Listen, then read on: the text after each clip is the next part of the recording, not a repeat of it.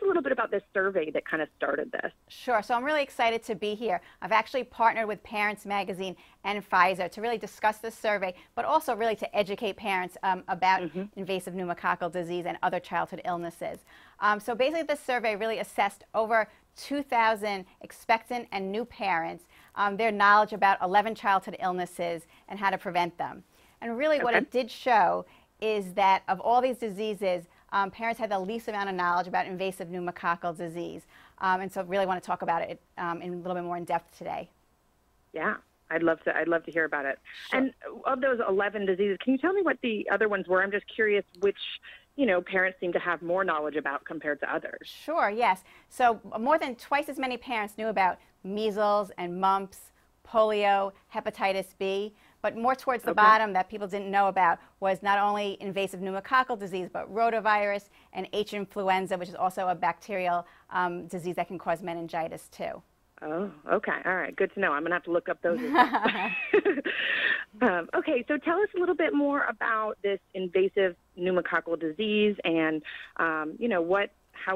what it is and how we can look for it and what knowledge we need to have as parents. Sure. So invasive pneumococcal disease, it's caused by a bacteria, the pneumococcal bacteria, and it's spread through coughing, sneezing, even through touch. An infected toy or another object can actually spread it to a person. It can live on the object for quite a few hours.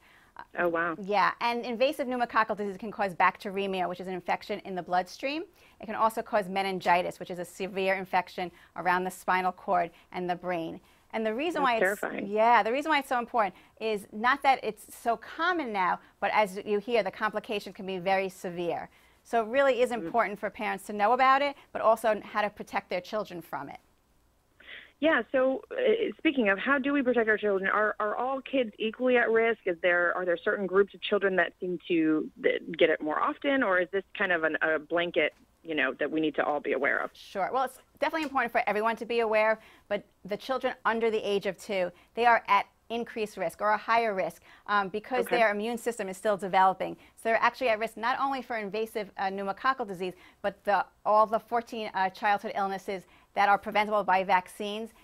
Young children are at higher risk. So it's really important, I tell parents, to make sure they come to their well visits with their children, speak to their pediatrician, and make sure that they stay up to date with their immunizations based on the CDC recommendations. So this is something that is covered in the CDC recommended vaccines? Yes, it definitely is. Where in the line, at what point would our children be considered covered in their vaccine schedule? You know what I mean?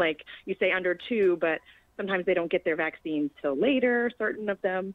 Right. So the vaccine schedule, it's really important, again, to follow the CDC one. I can't actually really talk about all of them right now. I think it would take too long. But speaking with their pediatrician, they'll know exactly when they should get them. And as I say, it's important to get them on time so they're covered and they can, and then the diseases can be prevented as soon as possible.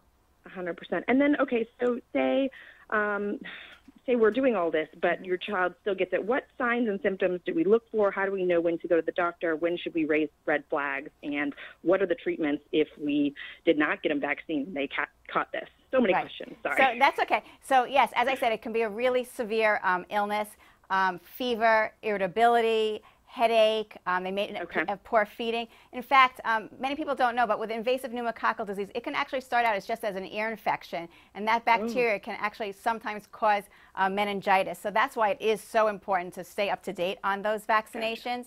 But of course, and that's really the most important thing that you can do.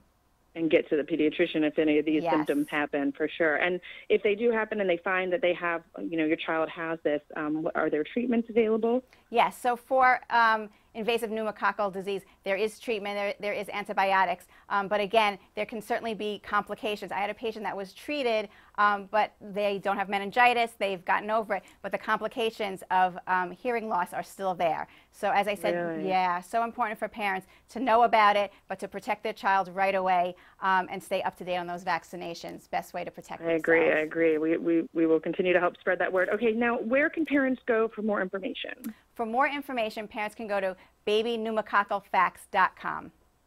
Wonderful. Thank you so much, Dr. Jen. I appreciate it. This is obviously something that we need to be getting the word out about, and staying up to date on children's vaccines is so important, and we want to help people realize that and stay on track, because we got to protect our little babies. Thanks for letting me be here to spread the word. All right. Thanks, Dr. Jen. Have a good one. Thanks. Bye.